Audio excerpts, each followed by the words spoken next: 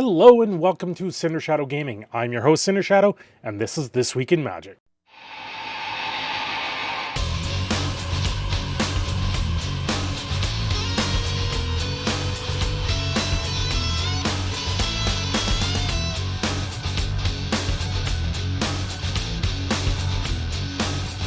Well, this week in Magic, a little bit slower. We still had the end of the Strixhaven spoilers. I did a kind of a review on it earlier once they were completely spoiled. But now we've got the Commander 2021 spoilers, which seem to be tied directly into Strixhaven. And I just completely lost interest in all of them because Strixhaven to me is a complete waste of a set. The whole set has turned me off of it with the amount of mistakes that I've seen. And the mistakes continue. We see them in these spoilers. And I gotta say, it just doesn't give me hope for the set. It doesn't give me a want or an ability to actually sit there and want to review these cards. You know, so I'm just going to do my quick little go over, take a look at them. There's some neat abilities that I've seen, but nothing out of the ordinary when it comes to Commander. In all honesty, if you want, you pick up one of these decks, you get all the staples out of it, and then you turn around and build the deck you want. Anyway, these pre-constructed decks for Commander are a great starting point, and that has the way I've always looked at them. And if you see something in one of them that you really like, you can normally pick them up on the secondary market by themselves and not have to hunt down for this just deck and going forward. There is a couple cards that are stand out from what I've seen, but it's nothing out of the ordinary. But first, we'll start with the mistakes that we see. So first thing first, we got Patel, Vastland Rejuvenator. You know, I don't speak great on a regular day, but at least I can go through this. 1 green, 1 black, 3 generic for a 2/5 human druid. Have you figured out the mistake yet? Have you seen it? Because I know I saw it right away when I saw this card get spoiled to me, and I was like, come on. And like, where is the proofreading? Where is the art direction? Where is the proper people in place for these things? Are they not being paid enough to fix these mistakes at the time of printing? Well, we've got when Patel Wild's Rejuvenator instead of Vestland enters the battlefield, each player sacrifices all lands they control, then returns that many lands from their graveyard to the battlefield tapped. So you get a bunch of landfall triggers off this. For 1 green and 1 black, you can exile target land from a graveyard. Each opponent loses 2 life, you gain 2 life. So a lot of people will look at this and go, well, you get to sacrifice all these lands and then put them all into play. But in the middle of that, you want to be able to exile these lands, but you can't. That's not how this works. That's not how these triggered effects work. You need to do the entire trigger, then you get to play with the exile each land. You won't be able to do this in between. So putting everything in the graveyard and then returning them, you never get the chance to actually exile anything if that's what you're looking at there. It doesn't work that way. You've got to do the complete triggered ability first and let that resolve. You can target it in between, but it's just going to go nowhere, and the lands are still going to enter under your control normally. So other than just getting a bunch of landfall triggers, the effect is neat, I guess. You get to choose which lands re-enter the battlefield, so you do get to, if you do have any lands already in your graveyard, you get to re-enter them. But other than this, creating a landfall trigger and maybe tapping down your opponent, which if they're playing a control color, they're going to spend all the mana anyway, or put the mana into their mana pool, and then do what they will with it. So in all honesty, it seems like an overpowered effect, but it's going to fall short. It's not that crazy of an effect. The mistake on the card is glaring, and there's too many things that I've seen, too many mistakes in this particular Strixhaven set that are now to the point that they are being overlooked. Like, you cannot overlook these mistakes anymore. I suspect we're going to see this actually affect sales of the set because they continue to roll out. As more spoilers are added, I wouldn't be surprised if we see more mistakes. Obviously, someone at Wizards of the Coast should be looking at this And someone at Hasbro should be looking at this and saying, listen, guys, you cannot set out a set like this and have mistakes like this, simple mistakes. We're talking like a name change. Maybe this is the name that they used originally when the card was concepted, and then they updated the name, but then they didn't update the rules on the card. These are simple mistakes, and I've never seen so many mistakes in a set in my life. This is beyond comprehension. And honestly, it's got to be they're not paying enough, or they have an intern doing this, and they just don't have the care that they want for the game like a lot of us do. You know, I make these videos, I sit there and I play the game, and I make these because I want to see the game survive. I want to see the game continue to be amazing and move forward in a way that the game actually does something well. It brings community together. It brings friends together. We all get to be one and friendly and play games. I've done it here on the channel. We've had community game nights now with Among Us, and I sit there and I play people also on Arena. So if you do like things like that, do check out my live streams, because it is something that we do. But when we see mistake after mistake after mistake, curling foils that are beyond belief, you gotta sit there and ask the company, what are you doing and how do you fix it? Where are you going with this? Are you even caring about the customer or the game or sustainability? To me, it really feels like the person that's in charge, the current director, Chris Cox, I believe is his name. He just is in there for the money and not in there for the longevity of it. He's there to make his golden parachute and fly away with it once it's all said and done. Just drop the bomb on the rest of the company and walk away from it. And this is not how this community survives. This is not how this game survives. This is how you ruin the game, and how things are just going to fall to the wayside at the end of this fire design. And they need to fix this as soon as possible, because these continuations of the errors are absolutely glaring, and it's to the point that I'm tempted to stop making these weekly videos. That is how bad I have seen this. And I did this originally to get me into a groove of making these videos and making something, get me in the groove of always posting to YouTube. And honestly, if they don't care about the game anymore, I don't know if I really should continue caring about the game and continuing about the health of it.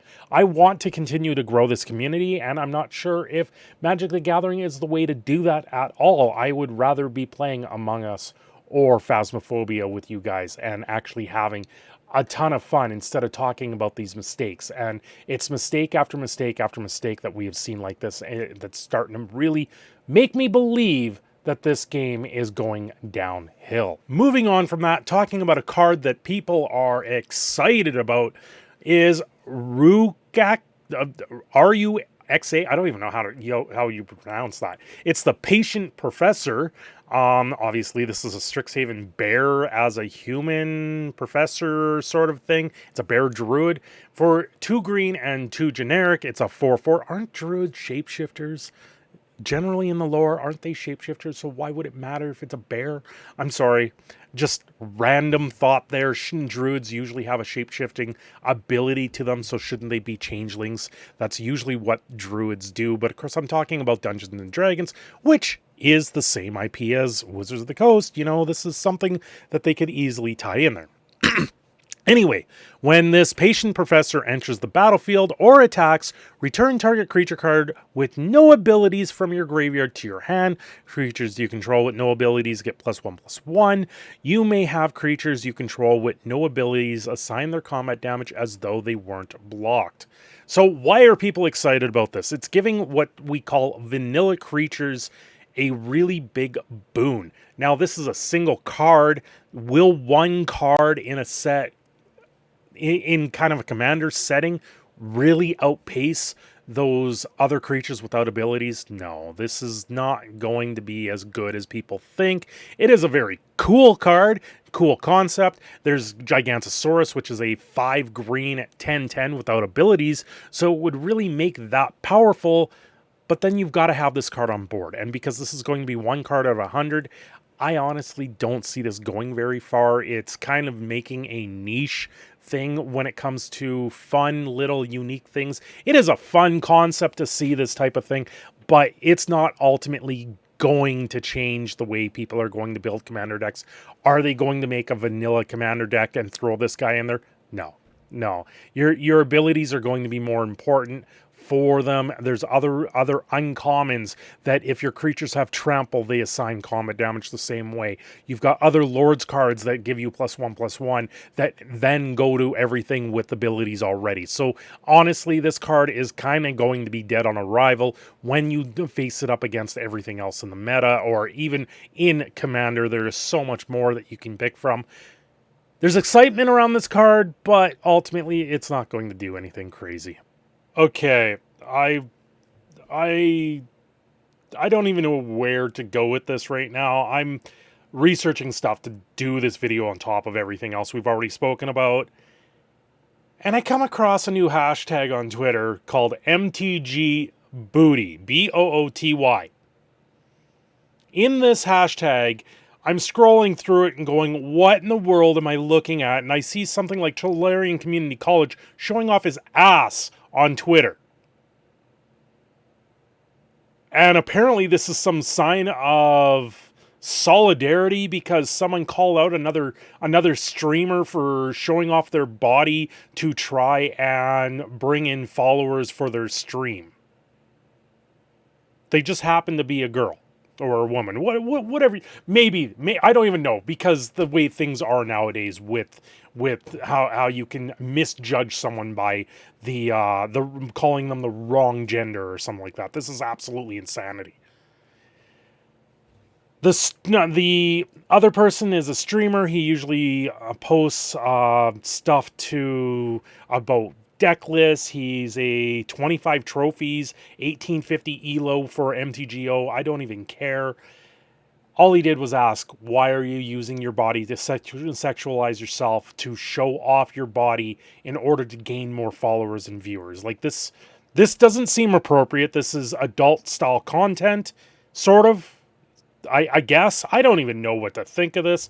And it just seems that now they've turned around and turned it into a harassment campaign against this fellow MTGO streamer, which he's from Italy. He's not even in America or Canada or anything like that. And I feel like I've fallen down a rabbit hole and don't even know which way to turn, because I can see the light at the end of the tunnel that I keep falling down, and I'm seeing things I never wanted to see in the Magic community, and this is absolutely ridiculous form of harassment and bullying. And when streamers just simply pose the question now, why are you using your sexuality to bring in followers for a Magic the Gathering game instead of just being you? It becomes more than that. Like this, you're trying to bully someone that's doing quite well in the game and obviously doesn't care what you're doing. And all he did was ask a question, and apparently asking that question is now a misogynist way of bullying against you, and that's not the case. I'm not saying the names here because there's no point. The only one, like, I honestly did not expect to be scrolling Twitter and see Brian's ass out there in front of me on Twitter. I was like, what in the world is going on here? If Tolarian Community College is on this, that means there's some sort of scandal going on, because that's all that he lives off of right now, is scandal after scandal after scandal. That's how he's getting the views. Other than trying to do the booster box game, which I used to watch on a regular basis, and I completely stopped after drama really ensured in the Magic community. These type of things piss me off to no end, and this is not the community that I grew up with. This is not the community I grew up in, and this type of things are inherent. They're not anything to do with the Magic community or Magic the Gathering in general, and this type of harassment, bullying, or whatever you want to call this needs to stop. I've seen it time and time again. I've seen people get run out of this community. And when people turn around and ask you a simple question and go, this isn't how you're going to gain followers. This is how you're going to attract the wannabes and attract the people that honestly are going to be the absolute toxic amount of people online. and all they're trying to do is pose the question, maybe you should sit back and think about what you're doing. Anyway, guys, this was This Week in Magic. I've been very frustrated lately. I am dealing with internet issues after internet issues. Hopefully, I'll have another channel update on that very soon with some resolution from that, but it doesn't look like it's going to be solved anytime soon. I'm going to stream when I can, where I can, but this is absolutely becoming very frustrating for me. Watching the community self-destruct themselves like this is becoming very frustrating. I want to sit there and actually be able to grow with the community and not have to see this trending, whatever you want to call it, this MTGBooty fake harassment campaign continue. I honestly don't think this is where the Magic community needs to be right now. There's much more glaring problems with the game than someone calling out someone on a stream saying, maybe you should think about sexualizing yourself on stream and actually maybe try and bring in people that aren't going to be part of the toxic fan base. Anyway, guys, have a great day. I hope you're doing well. Don't forget to like and subscribe. Let me know your comments down below because, you know, I love reading them and I love deleting the ones that are absolutely inherently toxic. You guys have a great day and I will see you next time.